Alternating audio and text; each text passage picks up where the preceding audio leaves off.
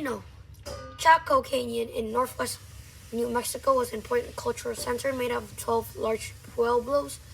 The largest pueblo, Bonito, housed about 1,000 people.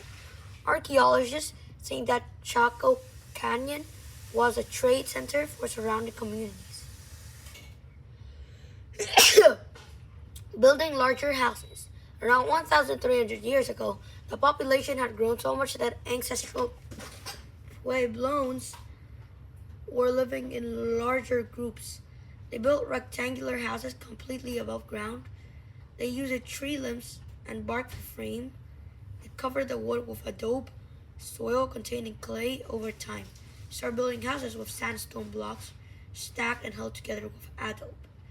The house were built side by side, creating large buildings called pueblos. Pueblo in Spanish word means town or village. The ancestral Puebloans built underground circular structures called kivas, which were used for holding ceremonies. The ancestral Puebloan culture thrived for several hundred years. The people developed new ways to help their crop grow. They built dams, reservoirs, and terraces to manage water for the fields. Successfully, crops allowed them to feed their growing population. The types of pottery ancestral Puebloans made changed. They made it from everyday pottery that was used for cooking and storing food. Eventually, pottery was gray and rough without a texture that helped heat the food inside. They also made pottery that was rubbed and polished to create a smooth surface for decoration or trade. They decorated this pottery with complex, colorful designs using paint made from wild plants. The safety issues. Some archaeologists think ancestral Puebloans were attacked by other nations and needed homes they could easily defend. Many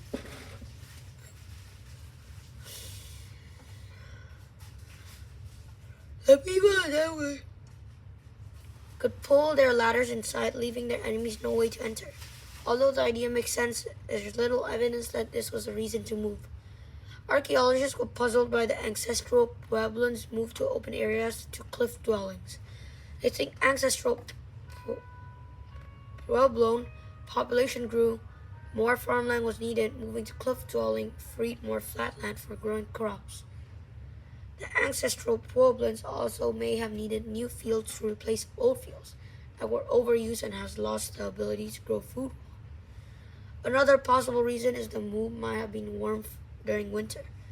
The weather was getting colder during the time. Most cliff dwellings faced south or southwest, where the sun's rays could warm the rock walls of their homes. Building dwellings. Building the cliff dwelling was a huge challenge for the ancestral Puebloans, who lacked machines and used only stone tools. They were skilled at designing structures that made the best use of the spaces. The builders made large walls from large stones chipped into shapes that were held together above with adobe.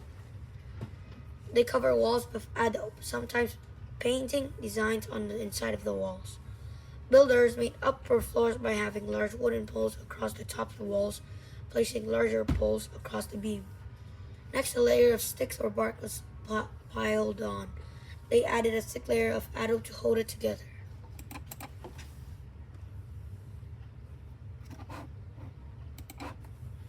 Daily life. The ancestral Puebloans probably spent most of their time outside working together in groups. Some cooked ground corn, carried water, and made pottery in baskets. Some wove loaves, farmed crops, hunted, and made tools out of stones, wood, and plant fibers. Children worked alongside their parents, learning adult roles by watching and practicing. They also took care of the turkeys and spent time at play. During the winter, some work was done inside the dwellings. Archaeologists think that rooms were used year-round for sleeping. Trade with other nations was important aspect for ancestral Puebloan life. The map below shows some of the items they need to trade, where the items came from.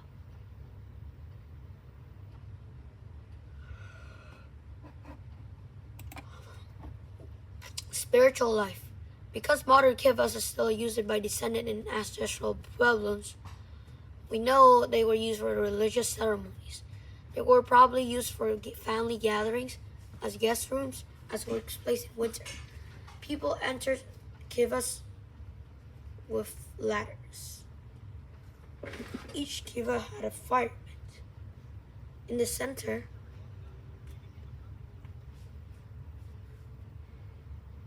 the hole represented a doorway between spiritual and physical world. Archaeologists think that ancestral Pueblans believed that all the living things, both spirit self and physical self, that believed the life after death.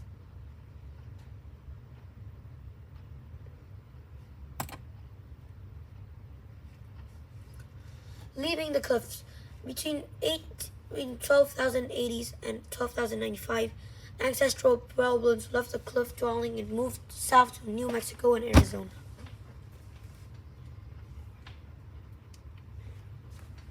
No one knows for sure why they moved, but the archaeologists think that climate changed.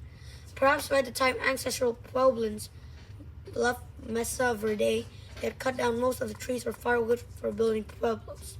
Hunters may have killed so many wild animals that meat supply was gone. Some people think that enemy nations drove out of the cliff dwellers. Sometimes that is unlikely because there are no remains of other cultures and Mesa Verde as the ancestral Pueblans left.